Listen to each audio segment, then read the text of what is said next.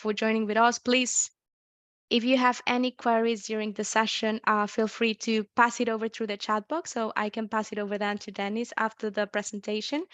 And thank you so much, Dennis. With no further ado, I actually give you the floor. All right. Thank you very much, Lisbeth, for such a wonderful presentation, introduction as well. I congratulate everyone here for making it this afternoon, despite your busy schedule, just to join us for e-coffee session today. Of course, as been introduced before, I am Dennis Kasuku, FCA Investment Analyst. Basically, I'll begin by saying most of us are here because the world nowadays is internationally, we are globally connected in various aspects, be it in supply chain, whether businesses we operate, or even in terms of human capital. So today's conversation is really going to lead us into really to get a deep understanding of what impact is and how businesses that are really geared towards creating impact in the society and in the environment are able to then access capital for their businesses. I will start by saying, as FCA Investment, we've come up with a new model of trying to unlock mostly opportunities for women and of course for small scale medium enterprises that are particularly in the field of agriculture and of course not limited in agriculture, but with a prime focus in agriculture and of course any other productive sector. That means agricultural value chain and as well as any women-owned business is in our prime focus area. So what do we offer? As FCA Investment, we offer a new facility that we call Missing Middle Opportunity Facility. So at a glance, this is just to make funding and skills available to, of course, economically viable and socially and environmentally responsible SMEs, with, of course, the key focus of creating jobs and, of course, improving livelihoods in these targeted countries. So far, our targeted countries that we operate in are within Kenya, Uganda, of course, Somalia, because this primarily faces from the fact that we already have our presence in this particular region based on our parent company. I'll be able to explain to you further where the acronyms FCA stands from, because you'll be able to tell why we operate in these three regions. So why am I talking about Missing Middle Opportunity Facility? So this, it's a new model of financing just to be able to then de-risk the SMEs that we are keen in financing these targeted countries. We offer this by then really providing the necessary skills and providing the necessary tools to ensure that these SMEs that in the ordinary context, they are not considered to be bankable. And of course, they are not considered to get any access of financing, whether within the banking or within the capital markets where they do operate. So to simply put, we have a blend, of course, of business development support and of course, as well providing tools that then help us to get clear insights into how these SMEs then operate. This then enables us to really see an opportunity in these businesses, despite them not having a bankable history in the long term, because we're able to work together as a team and create resources and create tools that are able then to help us really build the capacity within the firm. So Lisbeth, you can move to the next slide. So what is our mission as FCI? For now, I think the terms are a bit confusing. You're able to see the MMOF and of course you're able to see the FCA Investments. Ideally, MMOF is the service offering that FCA Investment is piloting and of course trying to improvise in the sectors and of course within the specific regions where we operate. So what's the mission? Our mission, of course, speaking, we are keen in small scale medium enterprises because we've realized these kind of SMEs have a great potential because of improving the livelihood within the economies where they operate, and as well improving the GDP potential in the long term, enabling these countries to move from probably lower middle to upper class level of the economy. So we think that there are possibilities we could create and of course, by providing these funding and skills to this kind of SMEs. Of course, the purpose is to make sure these SMEs are able to grow more so faster than the local industry average where they do operate. And of course, essentially, this drives from the value we do deliver to these SMEs, that we're able to de-risk the component of their operational, and of course, building their skills, and of course, as well providing them with soft tools that are able to provide us with insights in terms of their operations. So our main vision is just to create a world where sustainable SMEs grow into impactful and investable companies. So going through our program, you are able then to really get access to financing, whether from commercially viable sources of finances or from impact investors in the long term.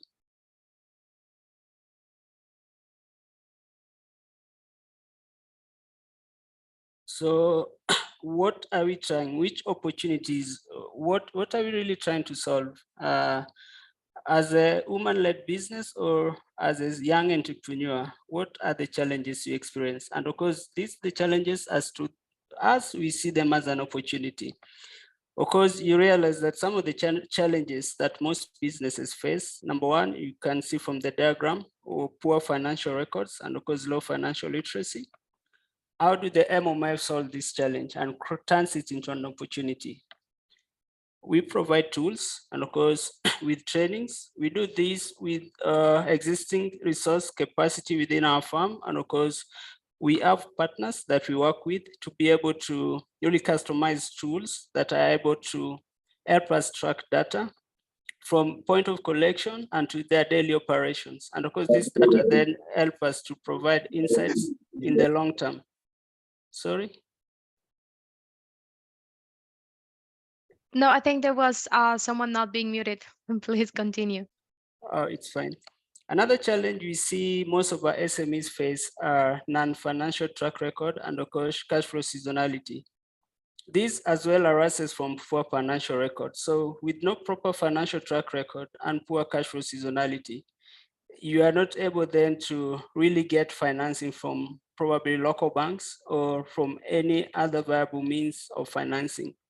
They are not able to weigh in terms of how you are able to afford in the long term. So we focus in the future growth of your companies instead of historical records. And this will more than allow the seasonality within the firms. Most businesses face the challenge as well of inadequate collateral. But MMOF coming into a scene by then able to de-risk these your SMEs in regards to building the capacity internally, and of course in regards to as well providing tools that then helps you able to run smoothly and operate with I believe clear objectives and operate in a manner that is very strategic, that you're able then to achieve what you actually plan for. So we are able to reduce the risk of inadequate collateral. It doesn't really necessarily mean you have to have 100% collateral cover to get a facility, but of course, with the services we provide, then we are able to reduce the perceived risk in the long term. Other challenges we realize SMEs face relates to the low to moderate growth. These SMEs just in a normal nutshell, they operate from hand to mouth. They operate in a sense that they have no clear goals of expanding to be a skeletal business that's able to really support more creation of jobs in the long term. So with the service and insights, this allows us to then optimize in terms of their resource allocation, and of course able to unlock the perceived superior growth potential that your firm could realize in the long term.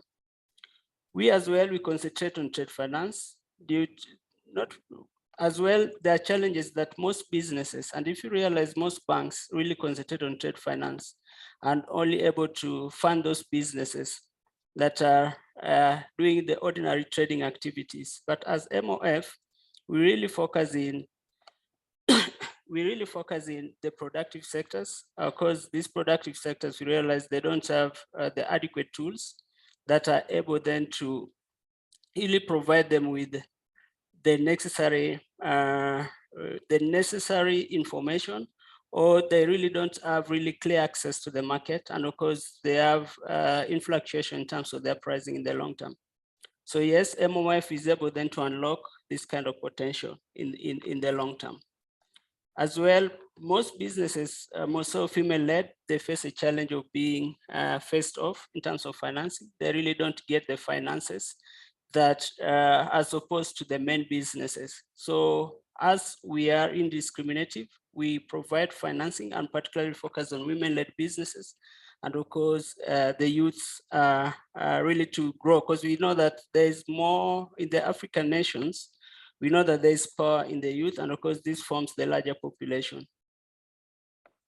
Looking at the we also check another disadvantage, and of course, limiting factor. We see low competencies in key functional areas of the business. And of course, with this, we are locked by then deploying our essential as a service. Essential service involves really building the financial capacity, helping these SMEs really acquire necessary financial management skills, and as well providing them with competencies and tools that they're able to track their cash flows and operations in a daily manner. So that's in a nutshell what really missing middle opportunities tries to unlock. So how is our process flow, MMOF process flow? Of course, MMOF, as I've described before, it relates to missing middle opportunity facility. In this term, facility defines broad blend of finance and of course services. So MMOF model is an innovative approach that FCA has come up with after having realized that most SMEs are not able to access financing in their domestic markets, whether from capital markets or from local commercial banks. So which are these key functional skills that we do provide? We do provide CFO as a service, which include really helping them manage their cash flows, tracking their budget, tracking their operational expenditures, and of course, able then to really advise in terms of their growth projection, and of course, able to advise in terms of meeting their strategic objective in the long term. As well, we have a blend of ESG framework. We help SMEs really able to achieve their impact in the long term by providing tools that were able to monitor the environmental and of course social and governance structure in the long term. This just to make the business to be suitable, responsible, and sustainable kind of business in the long term, and to encourage transparency in their daily business operations. For now, we as well able to, we are planning, it's in the phase of planning, just to see how we connect our SMEs to be able to get market access. And of course, this we try by having to get local partners that are within the marketing field, and of course with the international partners, to able to enable our customers to get exposure and of course get access to markets where they would ordinarily get. And of course, this will be able to really project and help them grow in the long term in terms of their sales. The flowchart is just a summary on how we are trying to really adopt the service and financing. So at the initial phase, what we do the business assessment, we do the deal screening for the business, then we check on any existing gaps. And of course, after identifying the gaps that exist, we look at what kind of services we are able to provide. If a business does not have really tangible existing gaps and they are ripe for financing, we do directly due diligence and start the investment process. However, if we've realized that they have some capacity gaps that they need development, then we now deploy this essential as a service to help them grow. Once they've reached a certain threshold, then we're able to invest. This helps us again to our form of documentation to learn from the SMEs what are some of the things we did better, and of course, what other things that we need to improve on in the long term.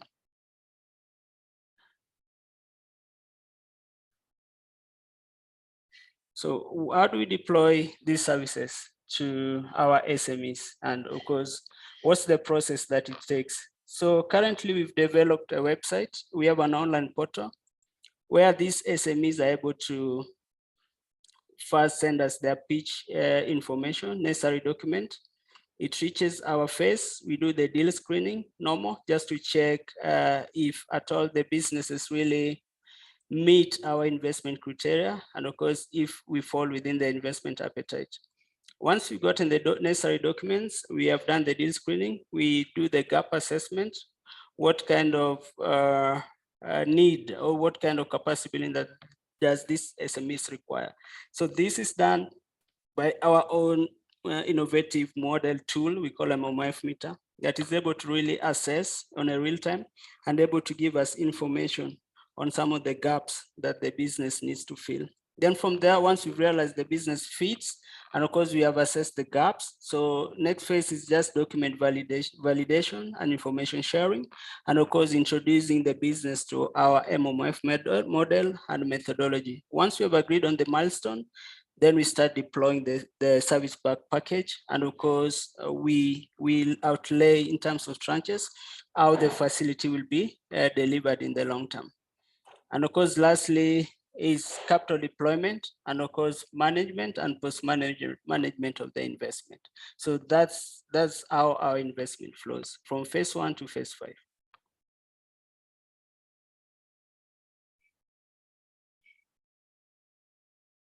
So why consider FCA investments? What are the key advantages for you as an SME or for you considering a business partner? Of course, number one, fusing essential services with investment is very key. Most obvious advantage, we realize that these essential services with investments allows the business, of course, to leverage insights from core functionality that they don't have that we offer in-house. And of course, this then provides businesses with time and resources to really focus on their core functionalities. So yes, improves on efficiency and of course in terms of service delivery for the businesses that we operate with. And as well, this calls upon aligning the essential services with the investment. So we do align our essential services with investment. This just to help businesses not to really experience high costs in terms of our offering, because the perceived risks that were ordinarily inherent in these businesses have been reduced by us then providing these services. So it's structured in such a way that it has a longer impact for this kind of SMEs that we partner with. We as well are able to address both the challenge of access and of course growth challenges.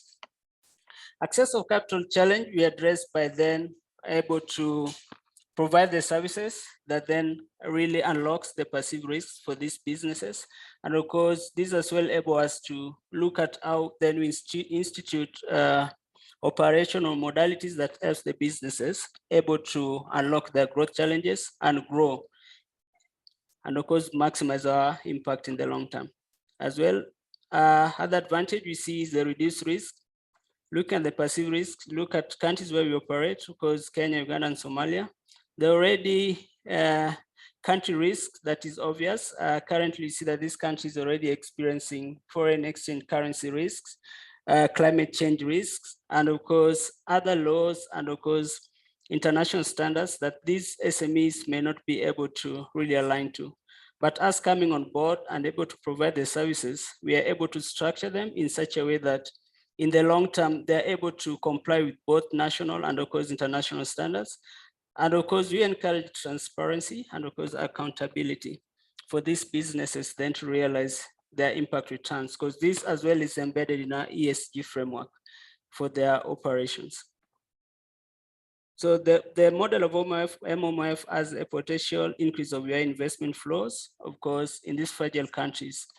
We are able then to build investment pipelines that other impact investors will be able to really pump their funds into such kind of businesses in the long term.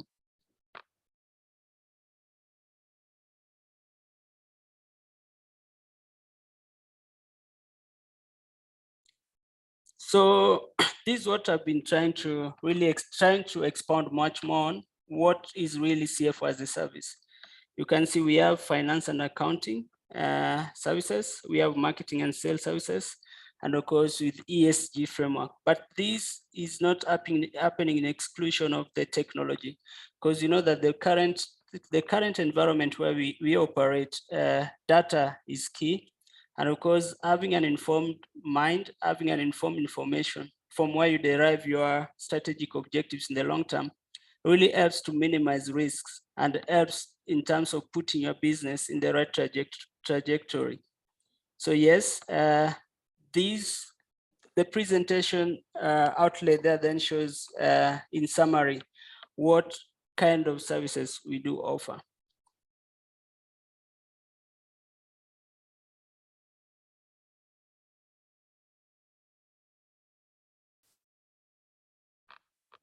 Still the same thing, speaking of financial management, ESG, marketing, and of course, sales research. So I won't expand much more on that. What kind of partners we have? Because FCA does not operate alone. We have various partners that we work with to ensure that we deliver these services, developing the ecosystem, and of course, helping these SMEs achieve their growth potential. Some of the partners we've partnered with offering their IT services to us and offering their tools that we use to really customize the kind of services we offer. We see we work with Accenture, we work with Microsoft, and of course, we work with a team of expertise from our MMOF partners in Helsinki as well.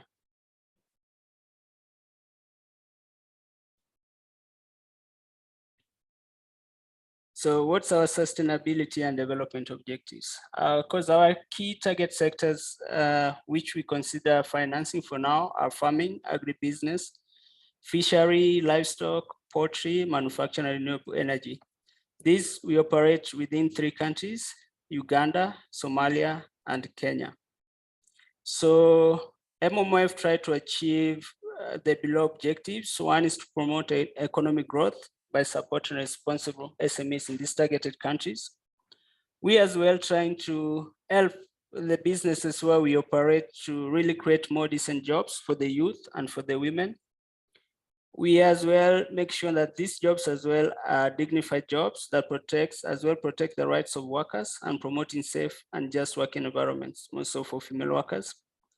We try to ensure that we boost innovations, productivity, resource efficiency, and more environmentally and socially responsible production and consumption in the long term. And as well ensure that vulnerable segments of the society, that is women, youth, and minority, are included and have equal rights to economic resources and gains and access to basic services.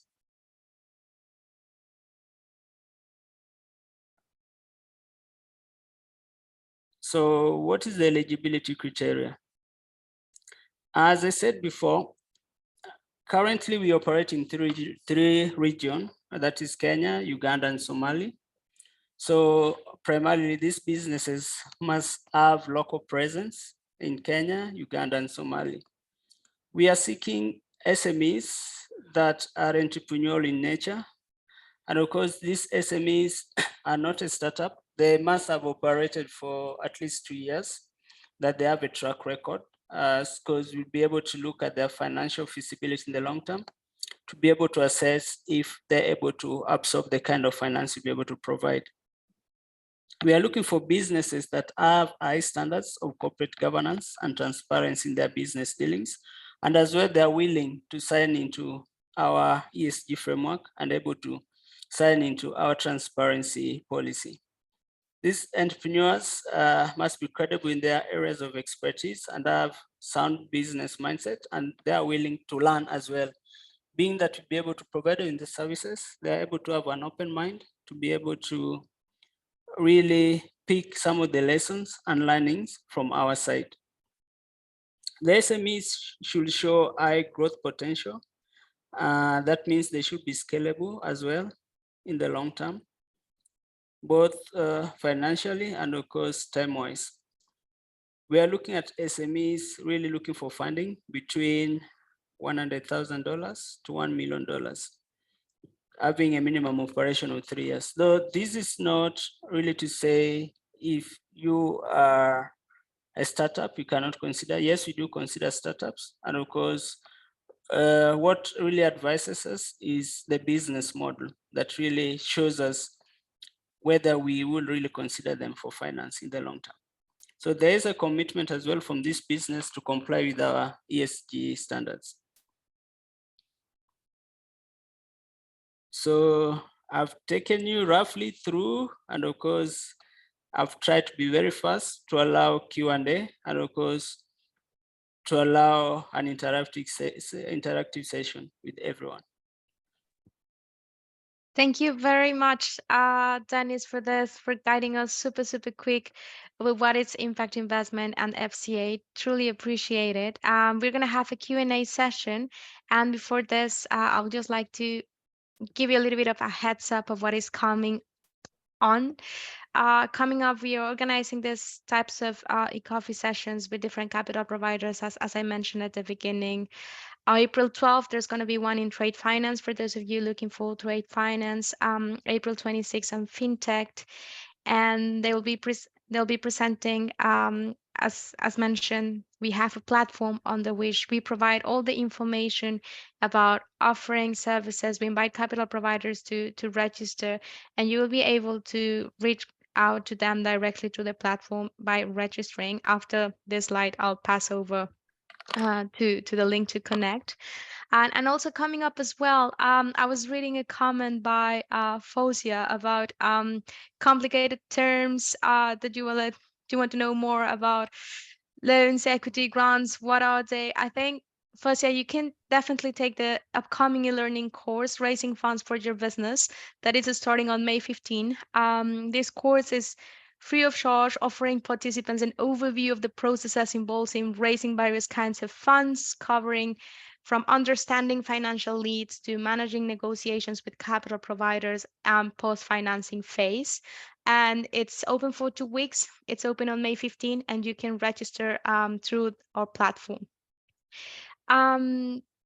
As well, for those of you who might not be able to join us or for the upcoming e-learning that we have, we also have a guide on what are different types of financial instruments, assessing financial needs, and those are available English, Spanish, and French from our platform. As mentioned, you can scan the QR code or actually go to the link that I just provided. So I wanted to quickly jump in here to provide this information before moving to, I know I'm between this presentation and all the Q&A session that you have for Dennis. So I'll pass it over now for the Q&A session. And as well, in the meantime, let's do both at the same time. Please allow me to launch a small feedback. I'll be posting a little bit of this feedback. It'll be pop up and you will be able to provide on your screen. But let's start with some of the questions that I've received, Dennis. One of them is from Preeti. Preeti, she's into sustainable products as well as cosmetics, and she's working with women in African countries. She want to know if she's eligible. Preeti, I think we might need a little bit more information of where are you based, for example. So feel free to unmute yourself and bring your question to Dennis, please. All right. Sure. So basically, I'm based in India, and we export cosmetic ingredients to African countries, thanks to SheTrades, and also in the process of exporting to other countries like UAE and other countries like US and Canada. So my question is, with somebody in Kenya, we are just discussing starting business, and she's going to start a new business. Hence, I would like to know if she is eligible for this and if we are eligible for this as well. All right, thank you for your question. But as I discussed earlier, currently our key focus areas are within the productive sector. This to deal with agriculture and of course, yes, agri products, sustainable agri products. Some of them are cosmetic ingredients like butters, herbs, and oils. All right, sustainable agri. So there's like a value addition you do.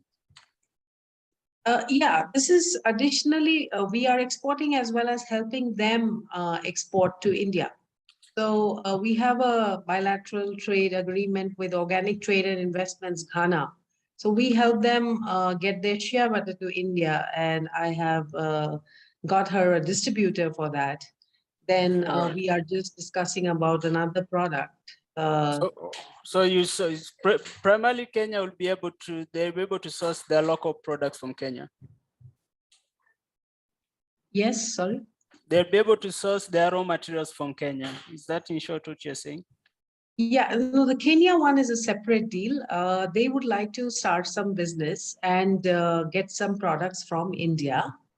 And we can also help them in turn getting some products from Kenya to India, as well as few other countries where we have customers. Probably that we'll be able to discuss later, but I wanted to understand, in Kenya, it's a business they do import from India as they sell in Kenya, that additional business. Yes, they will be selling in Kenya as well as maybe other countries too. They will get products from us and sell in Kenya or maybe even other countries. That's what I'm trying to tell you. All right, so that may not meet the kind of businesses we try to work with, mostly in the countries where we operate. Ideally, number one, we are really keen in, of course, supporting job creation and, of course, really trying to help the people at the bottom line of the pyramid, probably the smallholder farmers or people that they're able to work with together to source these materials. These, in terms of ripple effect, we try to look at in the long term. Okay, so would you look at Tanzania as well? Where? Okay, so even in Tanzania, somebody is interested in importing some of our hair products. In fact, they are not typically agri as such, but like hair oil, some things which are not available there. And, you know, because our formulation is completely herbal. So, Yes. you know, so it helps with hair growth, and she's very keen to do this business with us. All right, the good thing, we work with other partners as well. Once we get your pitch information, we'll be able to share with other similar like-minded business partners that are able to support that business. So that is fine. You could share with us, then we also share with other partners we work with. Surely, I will. All right, thank you. Thank you. Thank you, Preeti. Thanks so much, Thank Dennis. Moving ahead with other questions we have received. We have received one from Marisa that is asking if you could share a little bit more about your ticket sizes. Okay, our ticket sizes, probably I took the pitch deck very fast, though I said it ranges from, it's quite medium sized businesses from $100,000 to $1 million. And of course, primarily we are looking for businesses that are really interested in growth capital. Highly, our interests are businesses that we're able to scale to the next level. So ideally, they're looking for growth capital, not a startup. Thank you, Dennis. We also got a question from Winnie that she works for a business organization with a portfolio of entrepreneurs who will be suitable for FCA. And she asks if FCA can participate with VSOs to facilitate additional capacity build. Maybe Winnie, feel free to jump with your question in to explain a little bit more. Yes, Winnie.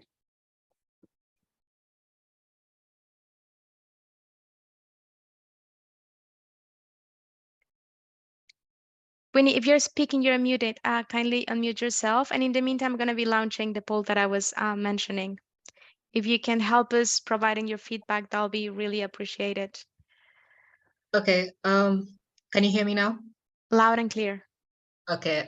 So I do work for a business support organization as a project management officer in Kenya, where we have a portfolio of women, especially who have gone through capacity building, mentorship, all the aspects, but can use the additional capacity building in terms of financial management and I think ESG training.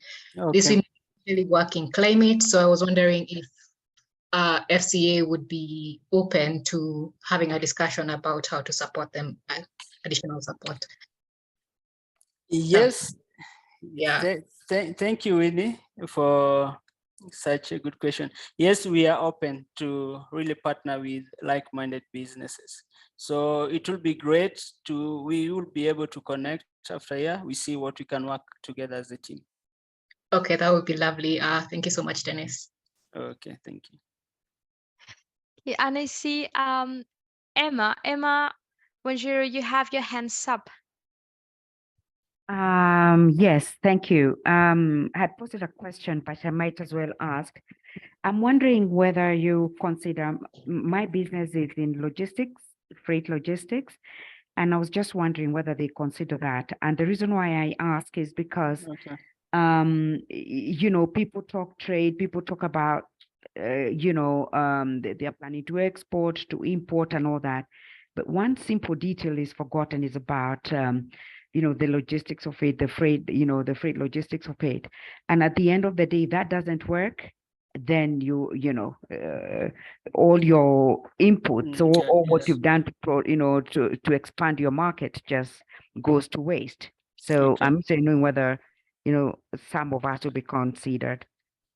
I really wanted to understand if you are in logistics, are you connecting the agricultural produce, or what kind of logistics are you doing, or what kind of technology are you deploying for the logistic business?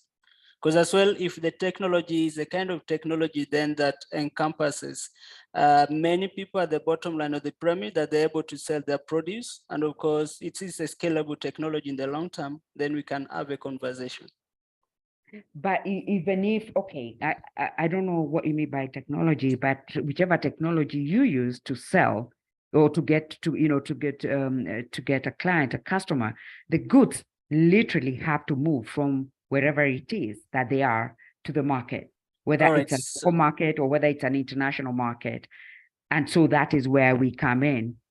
So how do you do your logistics? It's like you have lorries, or you connect them to freights, or you connect them to planes. How do you do the logistic business?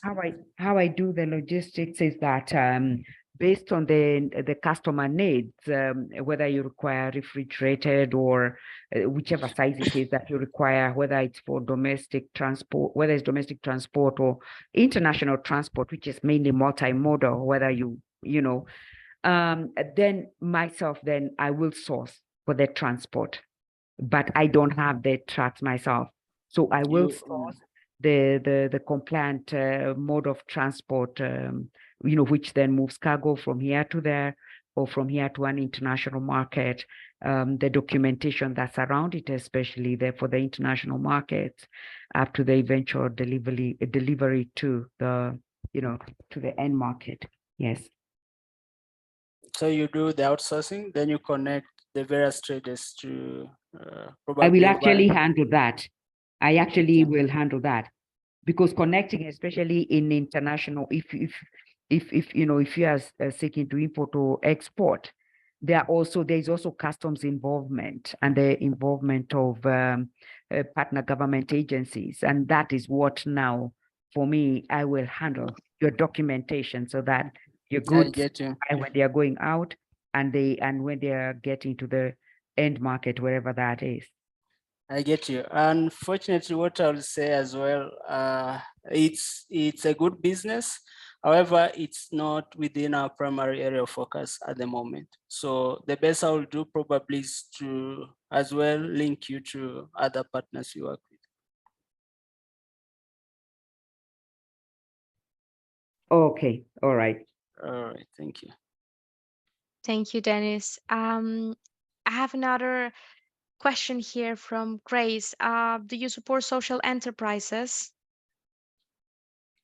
Social enterprises, as I said, we are impact investors in as much as we are keen in ensuring that there is a social return in the long term for these businesses, but as well, we are as well keen in really generating financial returns out of it.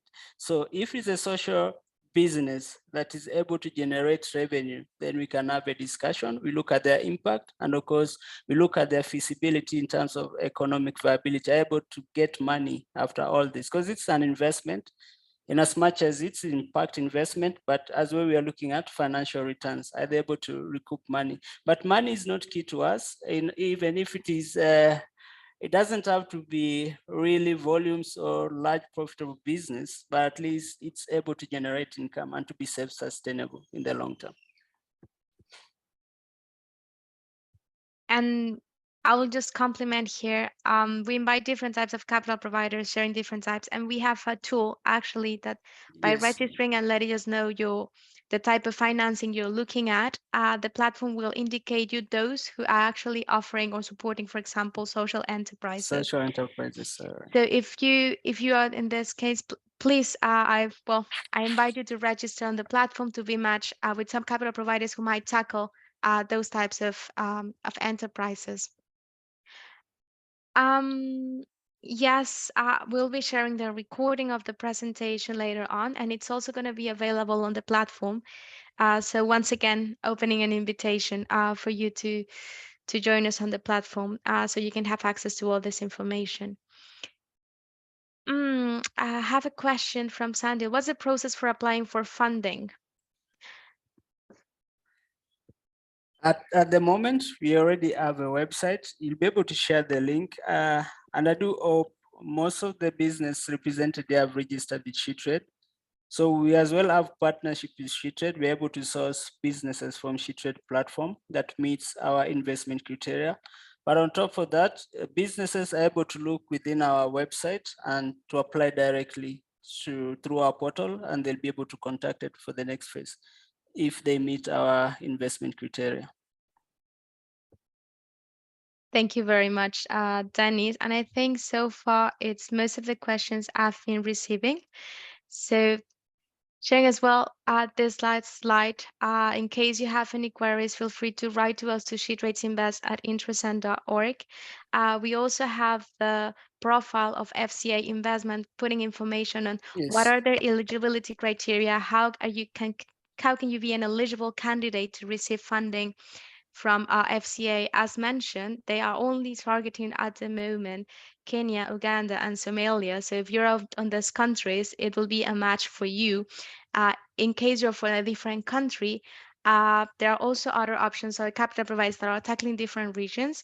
So it would be really good for you to have a look at what it's available. Dennis, thank you so much for your time and for giving us this very insightful presentation.